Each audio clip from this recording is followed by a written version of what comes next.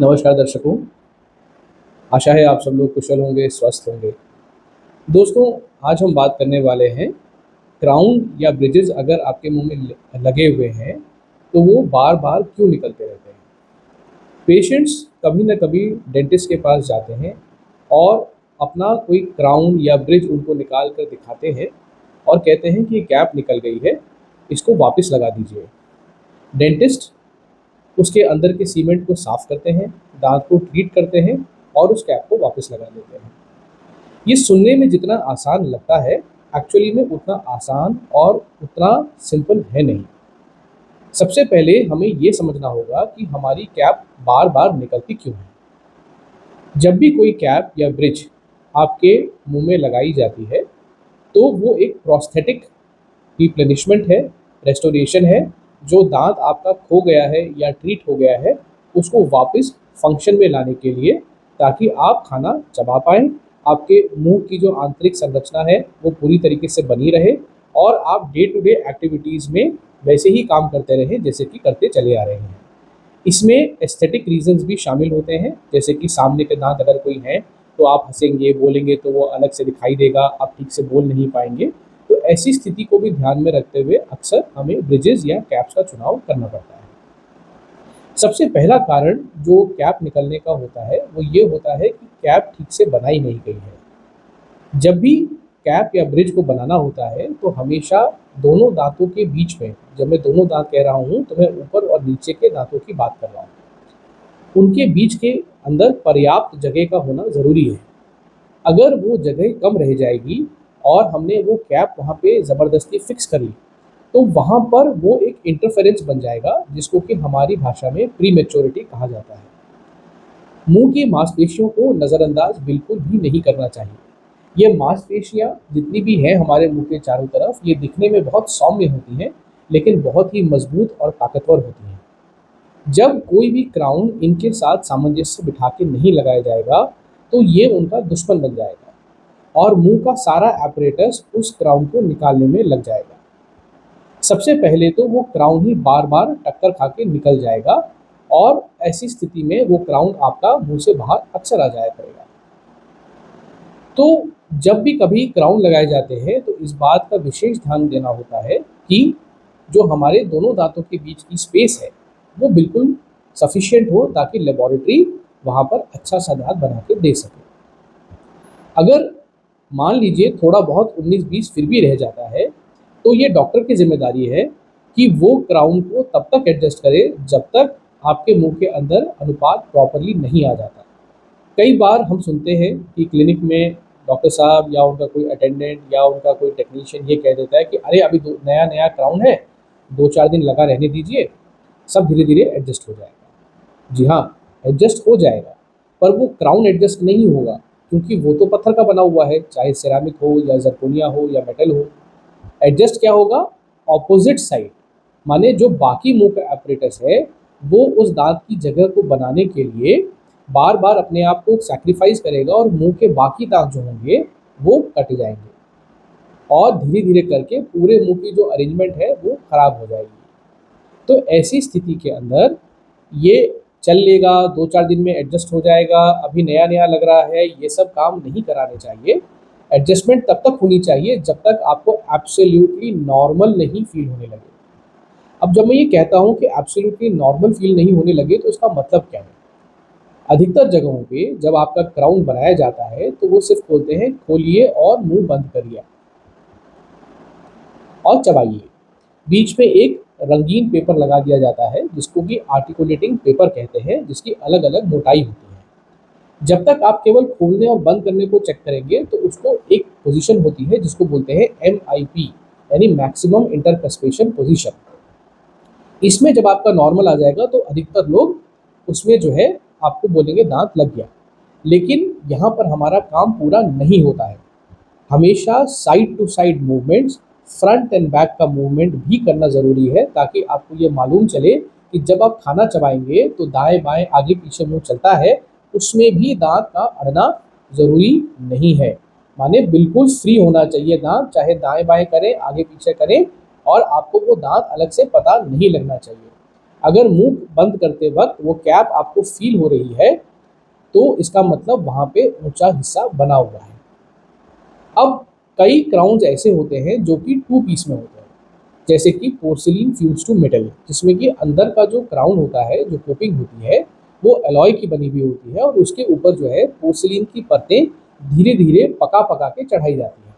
अगर मान लीजिए किसी बहुत ही मजबूत सीमेंट से प्रॉपरली दांत को तैयार करके उसको सीट कर दिया गया है, तो फिर वो जो सेकंड पार्ट है जिसको मैंने कहा पोर्सिलीन है, वो धीरे धीरे उधड़ेगा और उधड़ उधड़ के वहाँ पर आपको एक मेटल का सरफेस कुछ समय बाद नज़र आने लगेगा, जो कि इस वजह से बन रहा है क्योंकि क्राउन जो है ऊंचा बन गया है।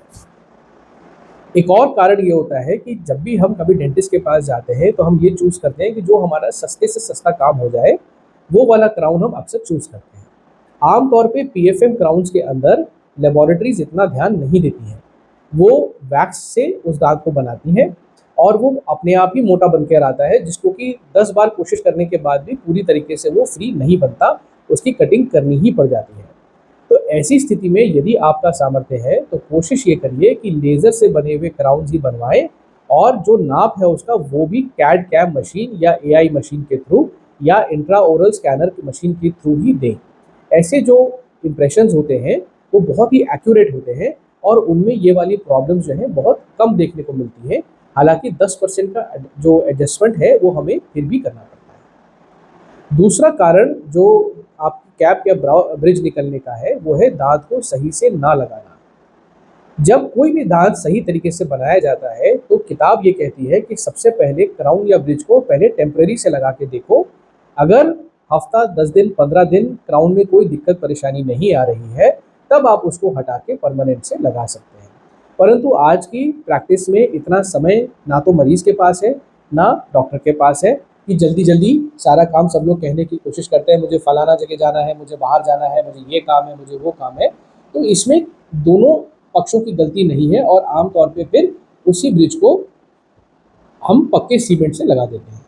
पर जब सीमेंट लगाया जाता है तो सीमेंट भी बहुत सारी कंपनियों के आते हैं, बहुत प्रकार के होते हैं और लगाते वक्त मुंह का पूरी तरीके से सूखा होना ज़रूरी है। और साथ ही कैप या ब्रिज को भी एक प्रोसीजर होता है, उससे तैयार किया जाता है, तभी उसको दांतों पे लगाया जाता है। अब मान लीजिए जल्दी हो रही है, भीड़ बहुत है, आपके मुंह में सक्शन लगाने का टाइम नहीं है और जल्दी जल्दी में सीमेंट मिक्स किया, ब्रिज में रखा और आपके दांतों पे लगा दिया, पूरे मुंह में थूक भरा हुआ है, तो ऐसा सीमेंट कभी भी नहीं चलने वाला। कुछ ही दिनों के अंदर वो निकल के बाहर आ जाएगा। तीसरा जो कारण होता है वो होता है दांत में गलन का लगातार चलना। जब भी कभी क्राउन या ब्रिज दिया जाता है तो प्रयास ये किया जाता है कि जिस दांत के ऊपर हम क्राउन या ब्रिज की प्रिपरेशन कर रहे हैं उसके अंदर किसी भी प्रकार की सड़न मौजूद ना हो।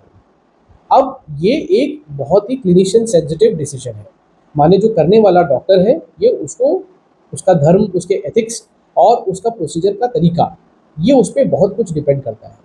कई लोग इस बात को इग्नोर कर देते हैं और जैसा दांत होता है वैसा ही उसके ऊपर क्राउन चढ़ा देते हैं। तो जो गलन होती है वो अंदर ही अंदर चलती रहती है और एक पॉइंट के बाद दांत अंदर से इतना गल जाता है कि वो ब्रिज का या कैप का वजन नहीं उठा पाता और टूट जाता है।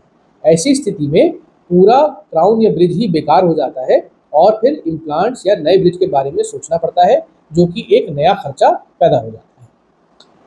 कभी कभी ऐसा होता भी है, जो मैंने भी फेस किया है, कि हमको सड़न दिख रही होती है और हम पेशेंट को इन्फॉर्म करते हैं कि आपके दांत में यहाँ पे कैविटी है, इसको भरना ज़रूरी है, तभी आप इसके ऊपर ब्रिज लगवाइए। लेकिन पेशेंट कहता है मुझे तो दर्द ही नहीं है, तो आप इसको फिलिंग को क्यों रिकमेंड कर रहे हैं, आप इसी पे कैप बना दीजिए। ऐसी स्थिति में डॉक्टर की कोई गलती नहीं है।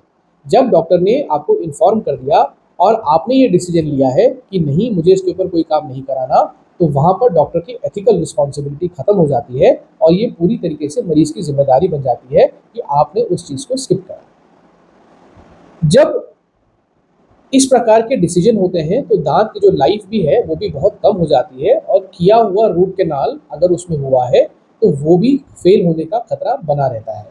ऐसी स्थिति में अगर आप अपने डॉक्टर के पास जा रहे हैं और डॉक्टर ने आपको इन्फॉर्म करा कि बगल में आपके दांत की कैविटी लगी हुई है या जिस दांत की कैप आप चाह रहे हैं वो पूरा काला पड़ गया है, उसको साफ करने की ज़रूरत है और उसके कुछ एडिशनल पैसे आपसे वो बताते हैं, तो ज़रूर उस काम को करवाइए, क्योंकि उससे आप जो बड़ा खर्चा करने जा रहे हैं उसकी जो लॉन्गेविटी है वो बढ़ जाएगी और आपका ट्रीटमेंट कामयाब हो जाएगा।